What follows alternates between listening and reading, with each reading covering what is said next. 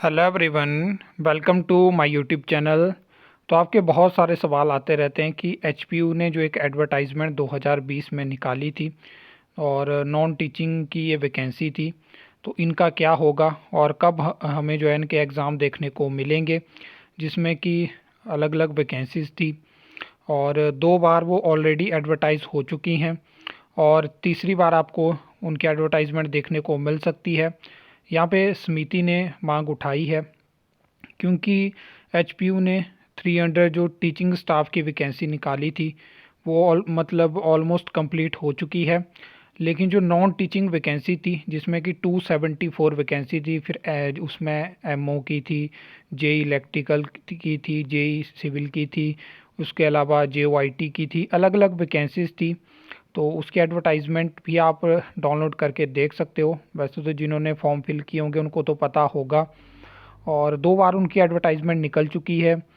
और जो एक रूल रहता है जिसमें कि जब वैकेंसी एडवर्टाइज होती है तो उसके 1 साल उस डेट से लेके 1 साल के बीच में उसका एग्ज़ाम कंडक्ट होके पूरी प्रोसेस कंप्लीट होनी चाहिए। तो उस हिसाब से क्या है कि ये वैकेंसी दोबारा एडवर्टाइज होंगी और आजकल इनकी काफ़ी ज़्यादा मांग उठ रही है, क्योंकि एक वीडियो में मैंने आपको बताया है जिसमें मैंने एचपीयू में जितने भी आउटसोर्स पे एम्प्लॉयज़ रखे गए हैं उसकी सारी डिटेल मैंने आपको जो है वो बताई हुई है आरटीआई के माध्यम से।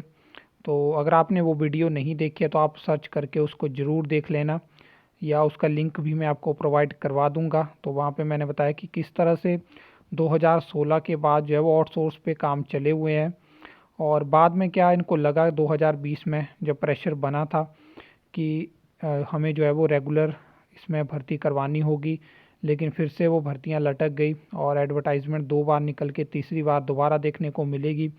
तो अब कितनी बार एडवर्टाइज़ करेंगे और क्यों इन भर्तियों को कंप्लीट नहीं कर पा रहे हैं। पहले तो कोरोना के टाइम यही रीज़न दिया गया कि कोरोना आ गया था, उसकी वजह से हम कंप्लीट नहीं कर पाए।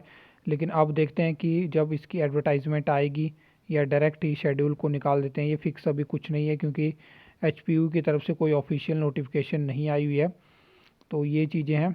बाकी अब लग रहा है मुझे कि ये हो जाएगा, क्योंकि जिस हिसाब से कांग्रेस सरकार जो है, अब उनको पता है कि लोकसभा के इलेक्शन होने वाले हैं, तो उससे पहले जितनी कितनी भर्तियां पहले की रुकी हुई हैं, कुछ नई भर्तियां तो हम करवा देते हैं ताकि जो है हमें मतलब वोट मिल सकें इलेक्शंस में। ये मतलब सरकारों का अब यही मुद्दा रहता है कि जब भी सत्ता से जाने का समय आता है, मतलब कि इलेक्शन का समय आता है, तो जल्दी से जल्दी छोटी से छोटी, जो कि आपने 2022 में हिमाचल में भी देखा एचपीएसएससी की, अगर आप लास्ट एडवर्टाइजमेंट देखोगे तो आपको बहुत सारी चीज़ें क्लियर होंगी कि कितने ज़्यादा पोस्ट कोड, और वैकेंसी उतनी नहीं थी, एक एक दो दो करके मतलब सबको मौका दिया था उन्होंने। जो भी अलग अलग पोस्टें रहती हैं जिनके कभी नाम भी नहीं सुने थे, कुछ तो ऐसी वैकेंसी भी निकली हुई थी जो कि 10-15 सालों में एक बार देखने को हमें मिलती है। बाकी इसके रिगार्डिंग कोई और अपडेट आ पाती है तो मैं ज़रूर आपके साथ शेयर करूँगा। और आरटीआई एक ऑप्शन रहता है जहाँ से हमें कुछ डिटेल मिल पाती है, बाकी तो कभी कुछ बताया जाता है, कभी कुछ। न्यूज़ में भी आपने ये चीज़ें देखी होंगी।